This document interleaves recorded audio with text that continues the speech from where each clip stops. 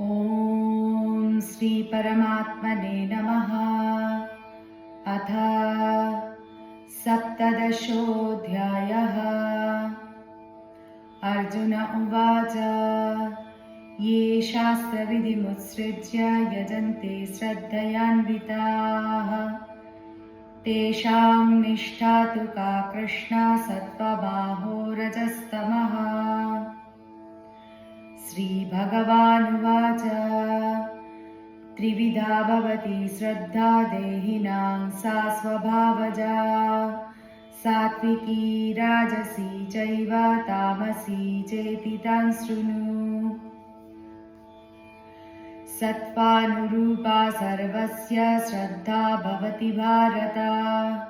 श्रद्धामयोऽयं पुरुषो यो यच्छ्रद्धः स एव सः। यजन्ते सात्विका देवान् यक्षरक्षांसि राजसाः प्रेतान् भूतगणांश्चान्ये यजन्ते तामसा जनाः। अशास्त्रविहितं घोरं तप्यन्ते ये तपो जनाः दम्भाहङ्कारसंयुक्ताः कामरागबलान्विताः कर्षयन्तः शरीरस्थं भूतग्राममचेतसः मां चैवान्तः शरीरस्थं तान् विद्यासुरनिश्चयान्।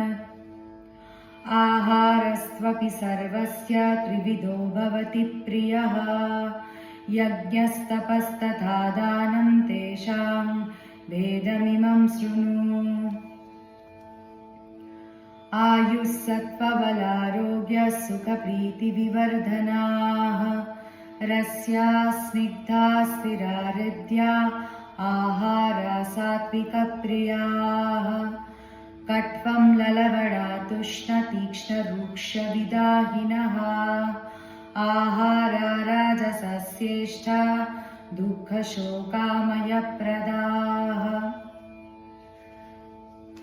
यातयामं गतरसं पूतिपर्युषितं च यत् उच्छिष्टमपि चामेध्यं भोजनं तामसप्रियम् अफलाकाङ्क्षिभिर्यज्ञो विधिदृष्टो य युज्यते यष्टभ्यमेवेति मनः समादाय स सात्विकः।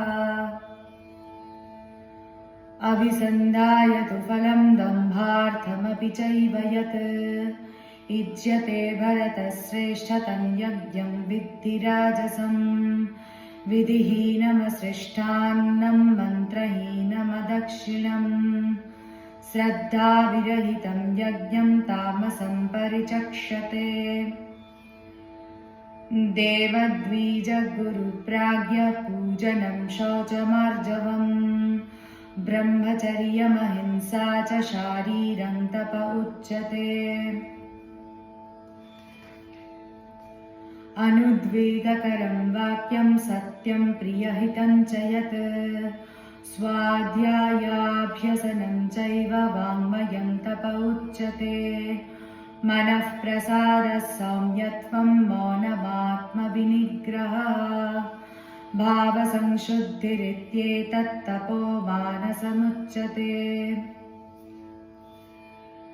श्रद्धया परया तप्तं तपस्तत्त्रिविधं नरैः अफलाकाङ्क्षिभिर्युक्तैः सात्विकं परिचक्षते। सत्कारमानपूजार्थं तपोदम्भेन चैव यत् क्रियते तदिह प्रोक्तं राजसञ्चलमध्रुवम्। मूढग्राहेणात्मनो यत्पीडया क्रियते तपः परस्योत्सादनार्थं वा तत्तामसमुदाहृतम्।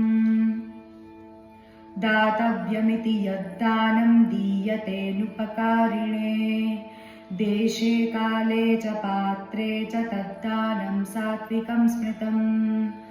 यत्युप्रत्युपकारार्थं फलमुद्दिश्य वा पुनः दीयते च परिक्लिष्टं तद्दानं राजसंस्मृतम्। अदेशकाले यद्दानम् अपात्रेभ्यश्च दीयते असत्कृतमवज्ञातं तत्तामसमुदाहृतम् ॐ तत्सदिति निर्देशो ब्रह्मणस्त्रिविधः स्मृतः ब्राह्मणास्तेन वेदाश्च यज्ञाश्च विहिताः पुरा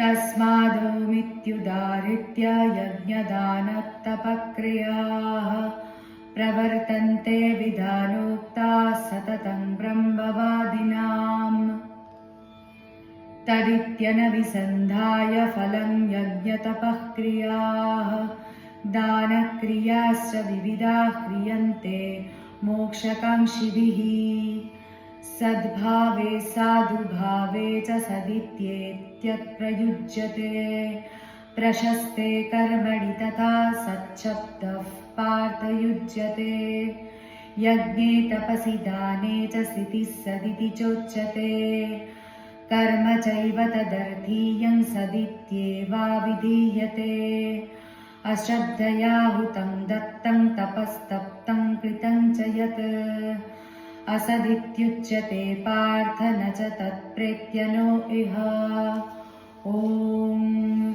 तत्सदिति श्रीमद्भगवद्गीतासु उपनिषत्सु ब्रह्मविद्यायां योगशास्त्रे श्रीकृष्णार्जुनसंवादे श्रद्धात्रयविभागयोगो नाम सप्तदशोऽध्यायः।